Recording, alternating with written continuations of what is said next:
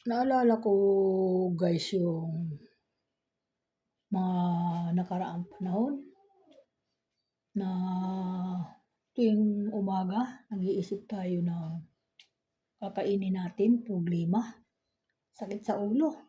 Ang hirap po. Nadaanan ko po ang nangyari na gano'n sa tunay na buhay po yun talaga. Grabe po. Isipin mo yun. 3 na ang anak ko noon. Umiiyak ang anak ko at nanghihingi ng gatas. Alam mo anong ginawa ko?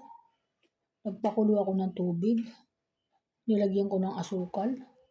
Yun po yung ipinadidi ko sa kanila. Kasi po wala po akong pambili ng gatas. Nangutang po ako sa kapitbahay ko. Alam mo ginawa sa akin? Sinigawan pa ako. Anak-anak daw ako. Tapos wala akong pambili ng gatas. Hindi na nga nagpautang. Nagsalita pa ng mga ganun. Alam mo, nung umalis ako dun sa tindahan niya, papunta sa kalsada, tuluan luha ko, grabe. Totoo po yun ang nangyari, hindi po to real talk. Nangyari po talaga sa buhay ko yun. Yung nangutang ka sa isang kapitbahay mong tindahan nga hindi ka pinautang, pambili, gatas lang, babayaran mo kinabukasan, pagsweldo ng asawa mo. Hindi ka po talaga pinautang, alam mo? Sobra talaga ang iyak ko talaga. Ang anak ko iyak ng iyak. Ang ginawa ko, nilagay ko na lang po sa duyan at binigyan ko ng tubig. Yun, nakatulog po siya. Tapos naglugaw po ako ng sobrang malambot na lugaw. At iyon po yung pinakain ko sa anak ko para po siya mabusog. Kasi wala pa yung asawa ko, nasa trabaho pa.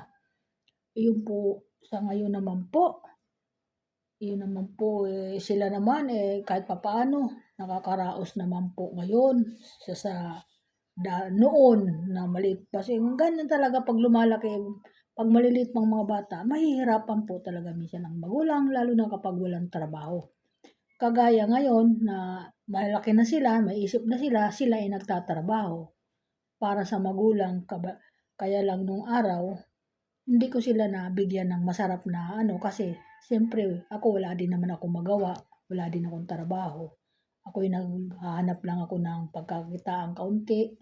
Yun lang po, isipin mo, nakagawa ako ng bagay na wala po akong alam, hindi po ako nag-aral.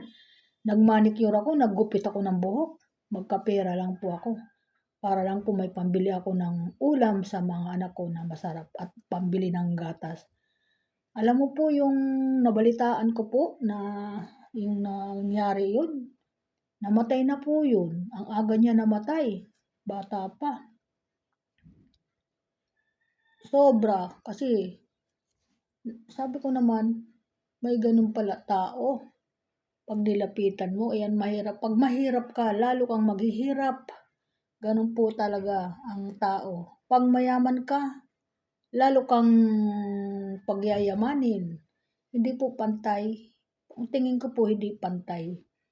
Pero pagdating po sa kamatayan, pantay-pantay po.